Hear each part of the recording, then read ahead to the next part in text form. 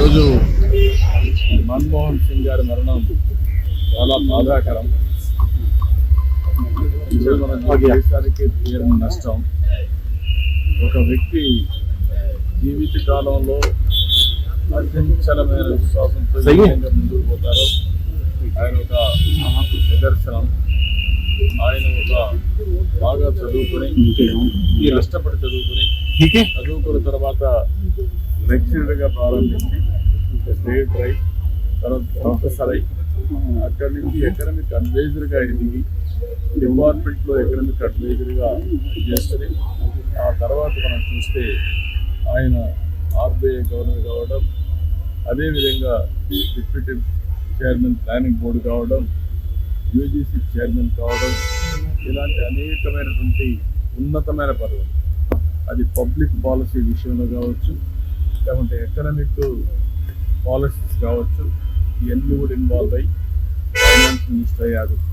Finance minister అయినప్పుడు ఈ దేశంలో మన కొత్త ఆర్థిక పరిస్థితి అభివృద్ధి చూశారు.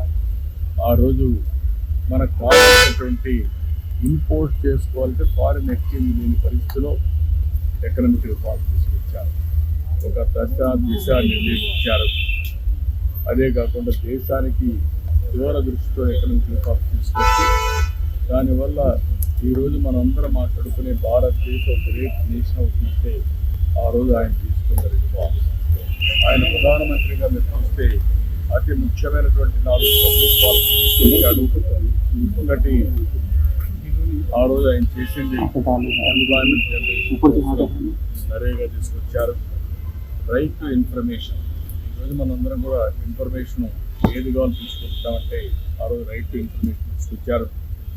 రైట్ టు ఎడ్యుకేషన్, కంపల్సరీగా చదువుకోవాలి, ఆ విధంగా రైట్ టు ఎడ్యుకేషన్ తీసుకొచ్చారు.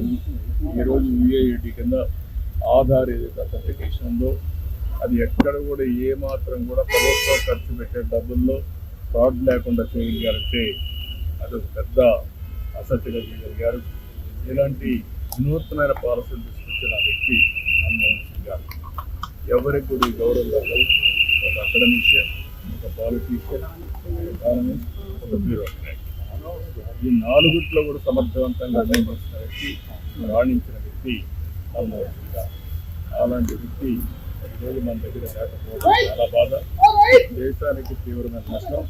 కానీ ఆయన ఐడియాలజీ శాశ్వతంగా ఉంటుంది. ఆయన ప్రారంభించిన రిఫార్మ్స్ శాశ్వతంగా ఉంటాయి. ఈ రిఫార్మ్స్ ముందు ప్రజలందరూ